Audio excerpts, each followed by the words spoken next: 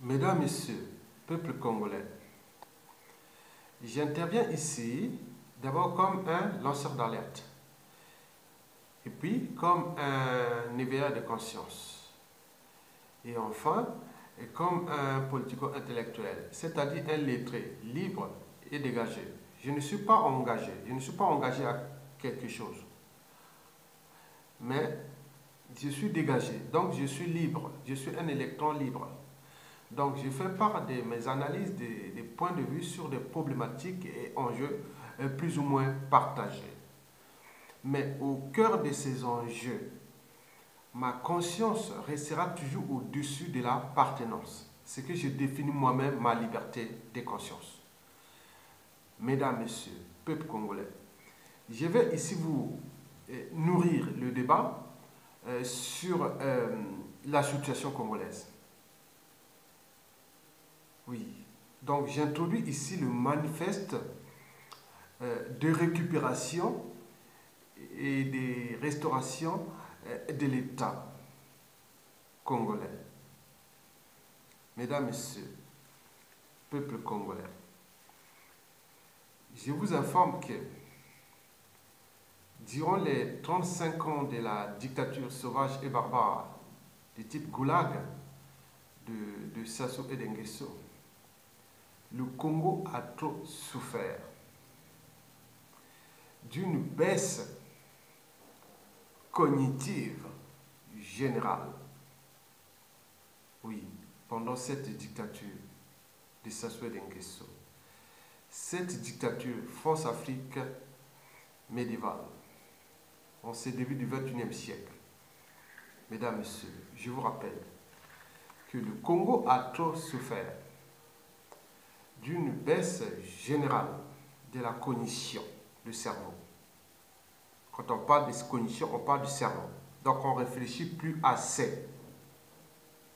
On ne réfléchit plus assez. On ne pense plus assez. Et ce que je vais vous le démontrer, ou plutôt nourrir le débat sur la cognition congolaise, et qui a baissé de presque de 80% comparativement à la période du régime de Youlou, de Massamba Deba et de Marien Wabi. Mesdames, Messieurs, peuple congolais, cette baisse cognitive est pour moi insupportable, mais elle est visible sur tous les plans de la société et notamment au plan politique, civil et militaire. Mesdames, Messieurs, peuple congolais, cette baisse cognitive se traduit d'ailleurs par le fait que les Congolais deviennent majoritairement des imbéciles heureux, c'est-à-dire des êtres stupides, trop stupides pour être utiles à leur propre pays ou à leur propre société. En d'autres termes, ils sont incapables d'agir ensemble pour mettre hors d'état de nuire leur bourreau public numéro 1, le dictateur Denis Sassou Nguesso. Notons au passage que Jean-Paul Sartre l'avait pourtant dit en son temps, je cite, « Je hais les victimes qui respectent leurs bourreaux. Je hais les victimes qui respectent leurs bourreaux. » Eh bien oui, moi aussi, je hais ces Congolais qui servent encore volontairement ou qui accompagnent volontairement le bourreau du peuple, de l'État congolais, Denis Sassou Nguesso. Mesdames, Messieurs, peuple congolais, comment justifier cette baisse cognitive générale? Bon, pour ne pas rentrer dans les causes, les mondes de causes et de conséquences, mais les causes, on peut tout résumer que dans toute organisation, et quand il y a un dysfonctionnement, hein, quand il y a une organisation, État, entreprise ou association, quand il y a un dysfonctionnement, c'est celui qui est à la tête qui en est responsable. On dit souvent le poisson pourri par la tête. Si vous mettez la tête d'un pays, celui qui n'aime pas l'école, celui qui n'aime pas l'intelligence est suspect. On vient que travailler pour lui, mais pas pour le pays. Vous voyez, la suite est logique. Donc, ça, c'est déjà, les causes sont là. Donc, le poisson pourri par la tête. Donc, celui qui a la tête a tout mis en place, a structuré, organisé et managé même cette baisse cognitive totale. Donc, ce ne fut pas quelque chose de spontané, ce fut un processus qui a commencé dès l'arrivée de Sassou Nguesso au pouvoir. Et nous récoltons les conséquences aujourd'hui. Sur tout le plan, l'école et dans la vie et compagnie, que je vais vous expliquer d'ailleurs.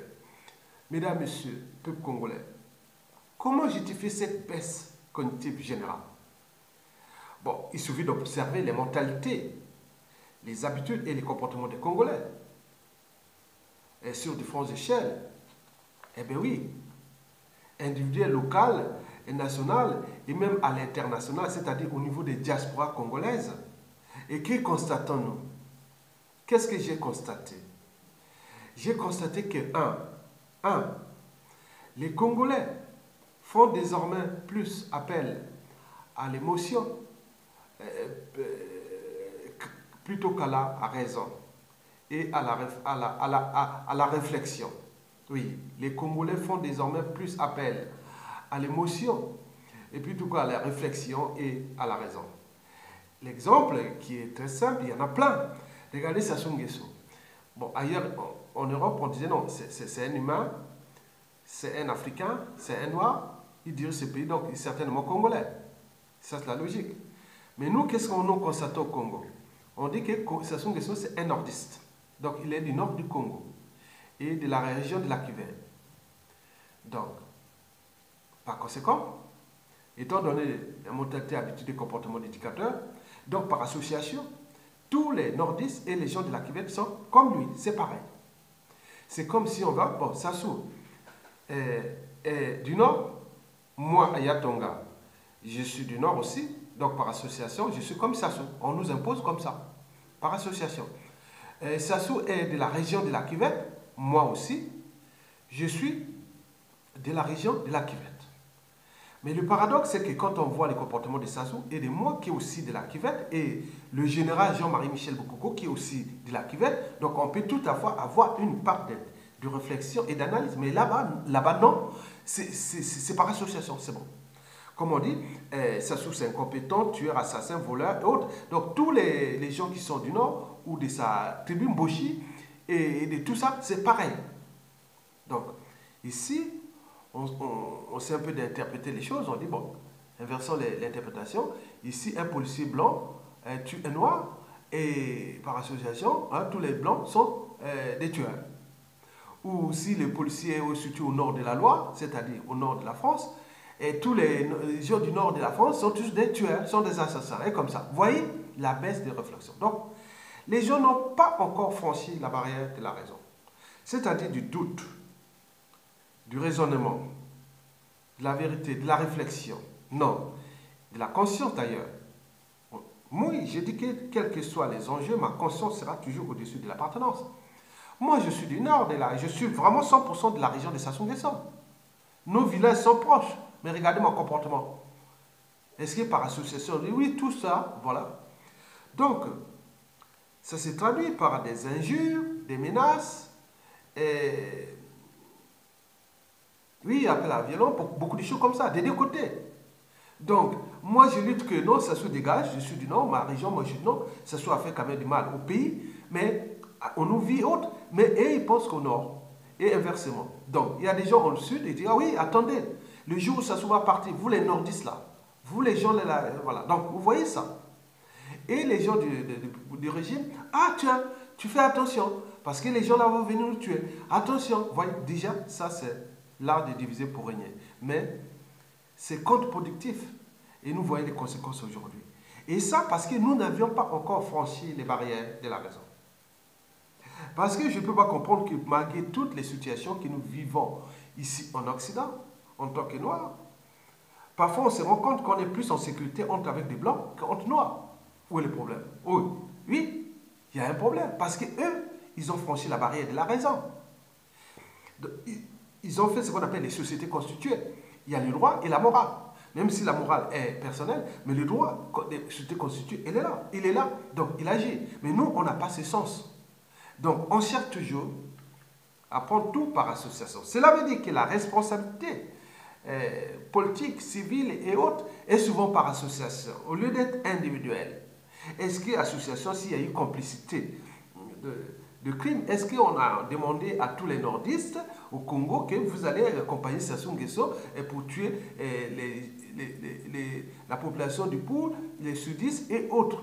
Mais pourquoi il y a eu des morts, beaucoup d'assassinats aussi des intellectuels politiques, cadres civils et militaires, au nord aussi par Sassou Nguesso? Et les cas de Mokoko et de Okombi Salissa et tout ça, ce n'est pas des nordistes?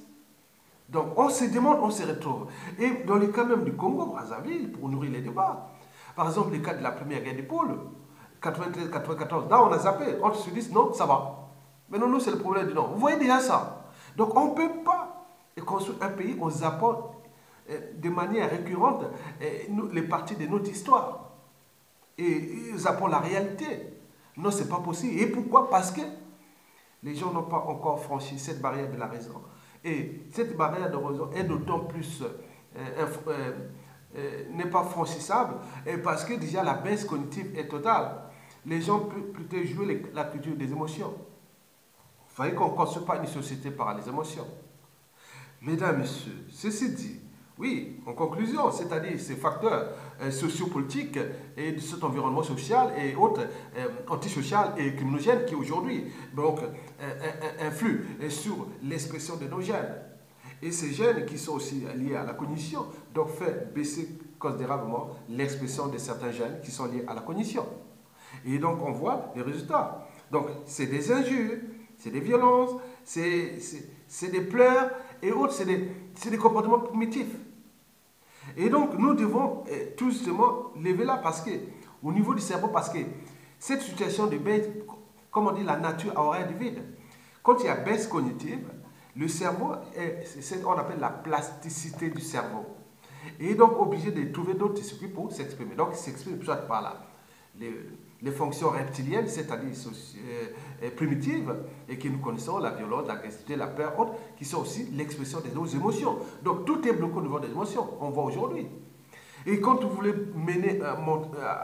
nourrir un débat, les gens reviennent toujours à Dieu, où ils pleurent, où ils injurent, où il n'y a plus rien. Donc les gens ne savent plus ça, donc il n'y a pas cette éducation. Donc la problématique éducation est ici aussi posée. Mesdames, Messieurs, peuple congolais, oui, les Congolais, quand on voit, comme je vous ai parlé, que les Congolais, il y a une baisse cognitive, et bon, on voit aussi que les Congolais ont remplacé la révolte par la culpabilité. Vous pouvez le constater, surtout sur les médias et réseaux sociaux. C'est un terrain d'observation de l'échantillon des Congolais. Quand vous lancez un débat, une réflexion, vous voyez que ce n'est pas grand-chose. Donc, c'est le danger de notre pays. Donc, Ernesto Che Guevara, quand il était parti au Congo pour les années 65, qui s'est rendu compte que c'est un peuple quand même plus ou moins intelligent, peu structuré, moins organisé et surtout pas courageux. Indiscipliné, c'est des jusseurs et tout ça, c'est pas bon. Et donc, il a dit, donc, arrêtez de glander si vous n'êtes pas capable de vous révolter. Ici, en Occident, on anticipe. Cette situation, on est dans le sens d'anticipation. Mais nous, il faut que nous soyons devant un fait accompli pour réagir.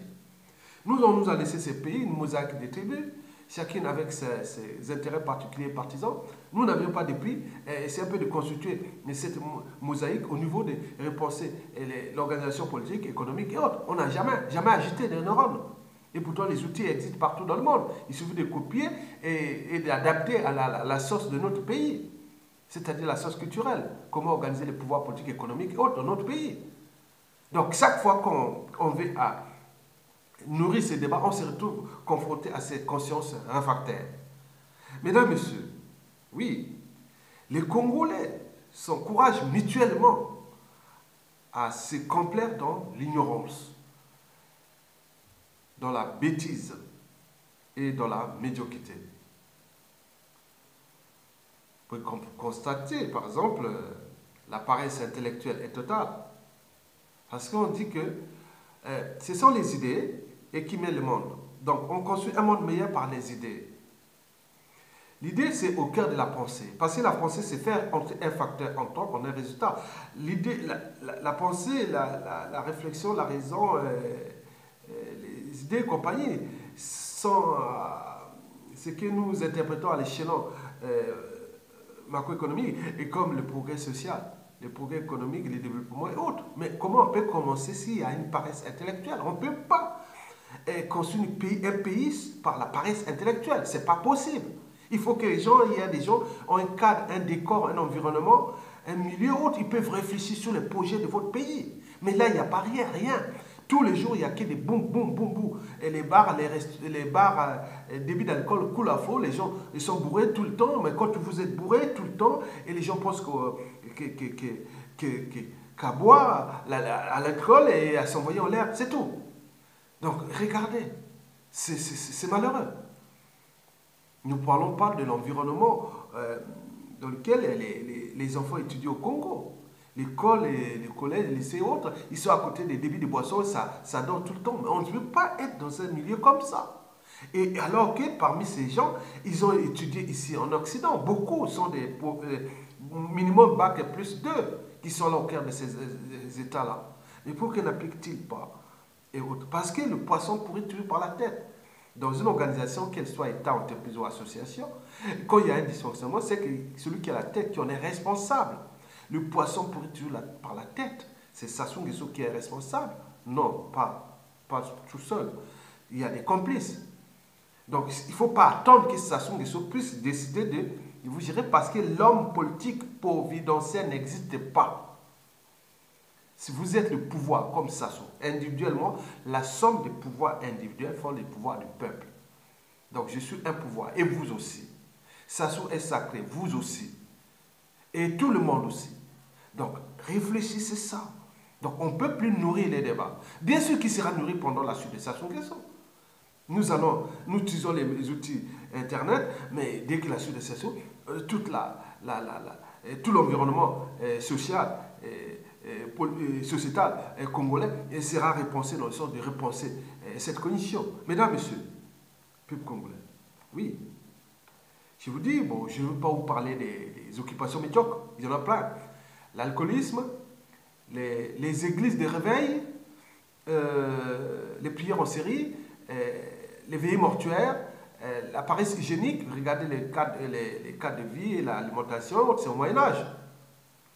Les maladies, et tu vois, donc les gens meurent comme des mouches, et les morts qui prennent des cadavres de tout âge. N'oublions pas la sorcellerie en termes d'affaires criminelles, ça devient un terrain de jeu. Et n'oublions pas aussi cette crise de civilisation, ça veut dire que les gens ne pensent pas au-delà de la tribu. Donc, c'est un problème. Donc, comment réorganiser tout cet écosystème sociétal et qui est aujourd'hui abîmé par 35 ans de la dictature sauvage et barbare de Sassou Nguesso? Oui, en réalité, les Congolais se comportent majoritairement comme des enfants de bas âge. Papa Yinza Lesili, envoie-moi ça. Donc, c'est à la charge des autres. Autres cherchent toujours ça. Donc, quelqu'un n'est pas libre de dire non, mais écoutez, il y a une situation. Donc, on se regroupe et on prend nos décisions, on fait le feu partir. Mais pourquoi l'attendre? Attendre quoi? Et à se rentrer dans les statu quo. Et cette oligarchie politico-affairiste et cette écurie et des accompagnateurs serviteurs, ils sont en train de s'enrichir sous le dos du peuple congolais, mais ils savent qu'ils sont en train de détruire leur propre pays. Parce que cette richesse-là, elle ne va pas rester longtemps. Et je dis, ça ne pas, on récupère ça et autres. Donc ça ne sert à rien. Vous êtes en train de détruire votre pays. Ça soit en train de noyer le pays. Et ils accompagnent. Et pourquoi? Parce qu'il y a toujours cette peine cognitive. La peine cognitive, ça peut être un effet d'entraînement. De conditionnement aussi vers le bas. Donc nous sommes conditionnés maintenant vers le bas. Bon, il faut chercher à s'affranchir de ce conditionnement vers le bas. Et à ce moment, vous commencez à réfléchir. Parce que si je doute, donc je pense. Si je pense, donc je suis humain. L'animal ne pense pas. Chez l'animal, l'instinct commande. L'animal obéit. L'animal est l'incarnation d'une totale servitude à la nature. On ne peut parler d'être humain. que pour un être qui s'est affranchi du déterminisme naturel, cela veut dire qu'il pense, il réfléchit, il raisonne. Eh bien oui. Oui, la différence entre l'homme et l'animal, c'est pas que l'intelligence. Non, c'est pas vrai. La différence, c'est que nous avions franchi la barrière de la raison, de l'esprit critique, de la conscience et de la transmission des valeurs. Et qui sont des valeurs d'abord de liberté, de dignité, de courage d'oser dire non d'agir, de justice, de devoir, de mémoire. N'oublions pas le but de la condition humaine et voire existentielle. Mesdames, Messieurs, peuple congolais, oui, en réalité, si nous, individuellement et collectivement, et maintenant, nous agitions seulement 5% de nos neurones, si on peut agiter seulement 5% de nos neurones, pardon, il est sûr et certain que ça se dégage. Et comment? Et comment? D'abord, qu'on soit conscient qu'on ne peut pas, c'est insupportable, la condition de vie de nos vies. Ça se tue, comme il veut, par passion, par vengeance et autres, sans état d'âme, sans scrupule. Est-ce que tolérer qu'on devienne tous des proies des Sassou et d'autres essaient un peu de... Attendez, s'il vous plaît.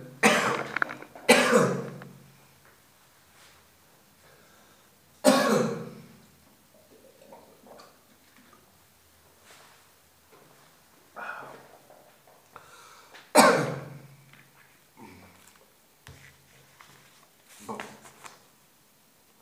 Donc, ceci dit, oui, si nous agitions seulement 5% de nos neurones, il est sûr et certain que ça se dégage. Et comment? Parce qu'il faut qu'on soit conscient. Déjà que non, on ne peut pas supporter ça. Ici, en Europe, en Occident, on ne peut pas supporter ce que ça se fait à nous. Il tue, il déclasse, il déshumanise, il décivilise les Congolais. Ça veut dire qu'il affame, il les terrorise, il les brutalise, il emprisonne, il empoisonne. Et compagnie, que nous sommes là en train de dire non, on est, voilà. Ça veut dire que nous, si on laisse, on est conscient, on dit non, je ne veux pas renoncer à mes droits et devoirs d'être humain. La première des fondamentales des droits de l'homme et du citoyen, c'est d'abord la liberté. Si vous n'êtes plus libre, non, vous ne pouvez pas. Vous êtes esclave. Donc, il n'y a pas de dédommagement à celui qui a tout renoncé. Et nous sommes là en train de faire les amalgames, Nord-Sud, Larry, Mboshi et autres. Mais là, attendez, c'est pas possible. Ici, en Occident, pour ceux qui vivent en Occident, on ne va pas dire qu'origine, parce qu'il y a un problème qui touche par exemple les cas de la France. Il y a une situation où une région est victime, par exemple les Bretons sont victimes, et que les Alsaciens et les Corses et les Basques et compagnie, disent non, mais écoutez, bon, c'est leur affaire là-bas. Non. À qui les tours? Non. Il n'y a pas de qui les tours. C'est une situation nationale. Moi, je réfléchis pour ceux qui me connaissent. C'est-à-dire, ah tiens, mais pourquoi tu contestes Sassou alors qu'il est de votre région? Attendez. Maintenant, interprétez les choses ici par rapport aux Blancs. Si vous arrivez une fois avec les Blancs, avec d'autres races ici, essayez un peu de voir comment les autres réagissent majoritairement et quand les problèmes touchent l'humanité, l'humain ou le droit. Vous avez dit qu'ils vont penser que vous êtes de tel, on va demander, vous venez de telle tribu avant de vous aider.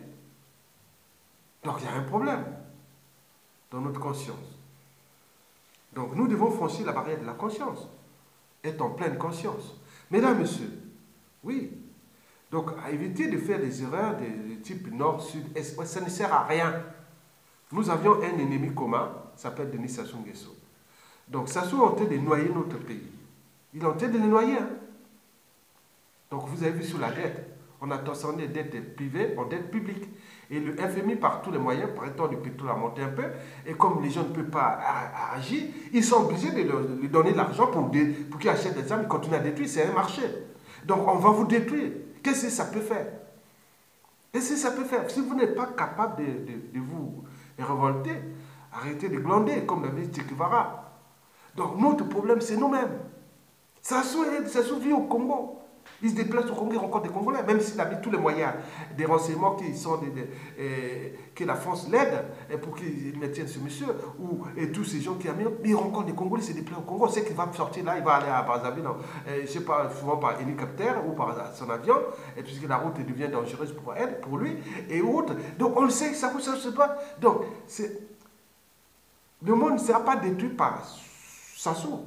Le monde congolais ne sera pas détruit par Sassou, mais c'est par nous, collectivement, qu'il est laissé faire. Parce que nous sommes nombreux. Il y a nous, on est nombreux, les victimes, oui. Donc je dis que Sassou est en train de noyer le Congo. Il est en train de détruire tous les tissus sociaux, les tissus économiques, hypothéquer notre pays sur les ressources naturelles, avec ses impacts environnementaux. Et donc, vous connaissez ça. C'est un être mortel, il va partir.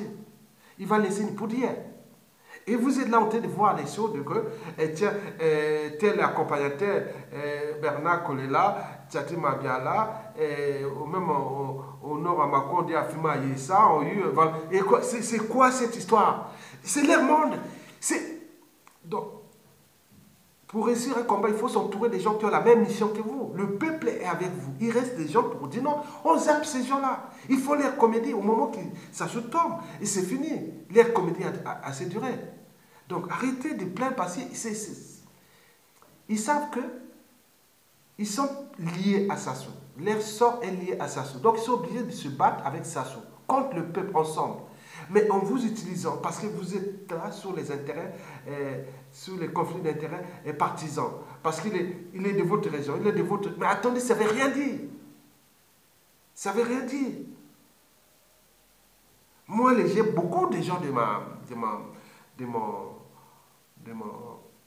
ma tribu, à ma quoi sur l'équateur. Ils sont là connus. Et si je le fais compte? Non. Moi, je sais qu'ils ont fait du mal déjà pour la ville et aussi pour la région, le pays et tout. Donc chacun peut individuellement avoir cette manière de penser. Mais si vous restez là que, oui, je suis ami avec c'est mon parent, et il peut détruire, mais je ne veux pas régner ses politiques et je laisse comme ça. Attends, mais ce n'est pas possible. Donc arrêtez de faire la politique. À ce moment, restez comme les victimes et compagnie. Mesdames, messieurs, oui, nous devons plutôt agir. Et pourquoi? Et pourquoi faire? D'abord, oui, pourquoi faire? D'abord, sauver les nombreuses vies, parce que ça se tue. La terreur de Sassou est à l'échelle nationale. Là-bas, on ne compte plus les victimes. Tant direct, c'est-à-dire ceux qui on brutalise, on tue, on empoisonne, autres direct. Et ceux indirects par la condition de vie qu'il a tiré le pays vers le bas. Et que les gens sont dans des conditions exécrables. Et donc c'est ça se tue nos vies. Et un être mortel qui veut partir à tout instant. Et nous sommes en train de laisser comme des enfants, et voilà. Parce qu'il y a une baisse cognitive. Mesdames et messieurs, ben oui. Premièrement, pourquoi faire? C'est-à-dire sauver nos vies. Deuxièmement, récupérer notre liberté, notre dignité et surtout notre pays. Je vous informe que le pays est sous occupation. Nous sommes dans un pays occupé, un peuple aux arrêts. Donc nous, le but est d'abord de récupérer notre liberté, dignité et notre pays. Une fois récupéré notre pays, à ce moment-là, on pourra au moins repenser le Congo. Ça veut dire que, oui, ensuite, il faudra restaurer la cognition. Une fois récupéré le pays, il faut restaurer la cognition générale parce qu'elle est nécessaire pour restaurer l'État et son autorité. Et restaurer le rang du Congo à l'échelle sous-régionale, donc l'Afrique centrale, et continentale aussi, parce que l'image du Congo a pris un seul coup. Et enfin, il faudra repenser le Congo de demain, notamment au niveau des institutions nouvelles. La République fédérale, oui, sera obligatoire par voie référendaire et autres qu'on voit arriver parce que, comme disait Albert Einstein, c'est de la folie. De quoi qu'en faisant tout le temps la même chose, que vous allez obtenir des résultats différents. Et d'ailleurs, Nelson Mandela avait dit, c'est en revenant à un endroit où rien n'a changé, qu'on se rend compte à tel point qu'on a changé. Donc nous devons aller dans cette philosophie. Donc, ceci dit, le Congo de demain nous appartient et nous avions des solutions à apporter. Parce que le but aussi pour nous est celui de repenser cette nouvelle forme d'organisation politique où tout gérer d'en bas vers le haut ou de manière collégiale à la sauce culturelle et sociétale congolaise. Mesdames, Messieurs, je vais vous laisser avec, comment on appelle, Coltrane. John Coltrane, ce fut un saxophoniste, fut un saxophoniste, voilà, nord-américain des années 50. Il fut même l'un des meilleurs après la Seconde Guerre mondiale. Et donc, là, c'était lors du concert qu'il avait organisé en Suède, à Stockholm, en 1962. Donc, je vous laisse avec lui et bon vent au peuple congolais. Et merci pour m'avoir écouté et bon vent au peuple congolais.